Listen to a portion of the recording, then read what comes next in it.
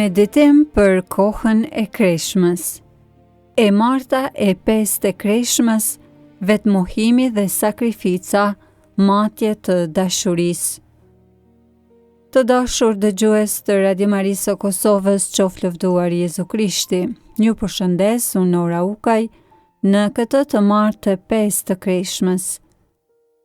Jemi drejt zemrës së javës së madhe të shenjtë, duke reflektuar mbi dashurinë e pakufishme të Zotit, që na u shfaq përmes mëshirës dhe faljes. Sot dëshiroj që të thellohemi në thelbin e kësaj dashurie, pra tek vetmohimi dhe sakrifica. Pasioni, pësimi i Krishtit, është shprehja më e lartë e kësaj dashurie, dhe Kreshma na fton që ta imitojmë këtë qëndrim.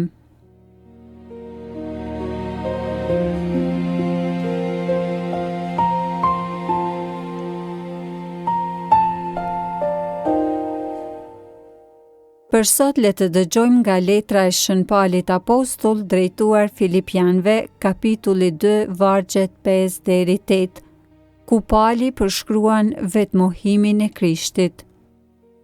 Keni në ju po ato ndjenja që ishin në Krishtin Jezus, i cili edhe pse me natyrë hy, barazinë e vet me të, nuk e çmoi si një visar që s'mundet pa të, por ja mohoi vetvetes.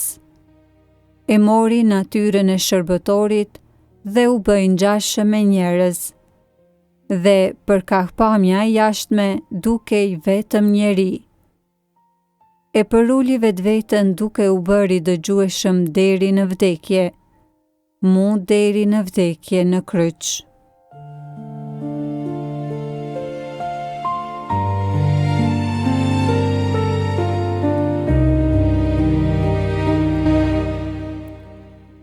Të dashur dëgjues, kjo pjesë nga letra e Shën Palit është një himn i mrekullueshëm mbi vetmohimin e Krishtit. Ai që ishte nga natyra hy, nuk e mbajti fort barazinë e tij me Atin, por ia mohoi vetvetes, domethënë e zbrazi veten, duke marrë formën e shërbëtorit, duke u bërë njeri dhe duke u përulur deri në vdekjen e kryqit. Kjo është matja e vërtetë e dashurisë. Sa jemi të gatshëm që të japim, të mohojmë veten e të sakrifikojmë për tjetrin. Gjatë javës së madhe, ne meditojmë mbi çdo hap të Jezusit drejt Kalvarit. Nga agonia në kopshtin e ullinjve, tradhtia, mohimi, dënimi i padrejtë, fshikullimi, kurëzimi me ferra, mbartja e kryqit dhe në fund vdekja e tij mbi kryq. Çdo moment ishte një akt vetmohimi dhe sakrifice, i motivuar nga dashuria e tij e pafundme për ne. Kreshma na fton që të bëjmë edhe ne vet akte vetmohimi dhe sakrifice. Kjo nuk do thotë që të kërkojmë vuajtjen për hir të saj, por që të jemi të gatshëm të heqim dorë nga vetja, nga dëshirat tona egoiste, nga komoditetet tona për dashurinë e Zotit dhe të afërmit. Si mund të praktikojmë vetmohimin dhe sakrificën në jetën tonë të përditshme? Në marrëdhëniet tona, pra duke qenë të durueshëm, duke falur, duke vënë nevojat e tjetrit para tonave e duke dëgjuar me vëmendje.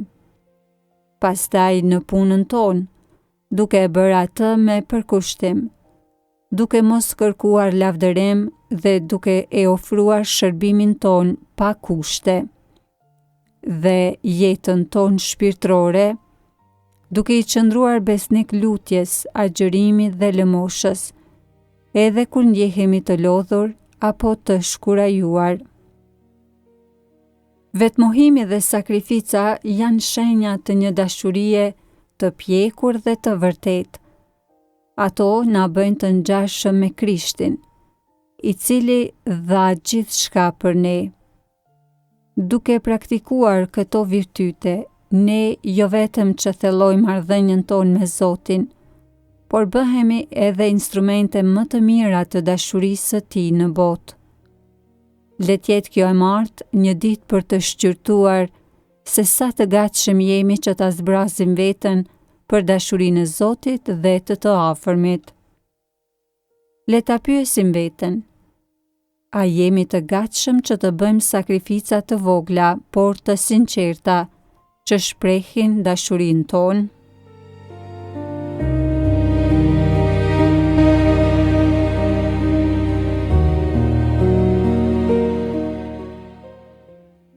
Të lutemi së bashku. O Zot Jezus, Ti që e zbraze veten dhe u bëre I bindur deri në vdekjen e kryqit, na mëso si të dua me dashuri të vërtetë. Na jep hirin që të praktikojmë vetmohimin dhe sakrificën, duke e vënë dashurinë Tënde në qendër të jetës sonë. Bëj që përmes këtyre akteve të bashkohemi më thellë me pasionin Tënd dhe të përgatitemi për lavdinë e ringjalljes, Ti që jeton dhe mbretëron në shekuj të shekujve. Amen.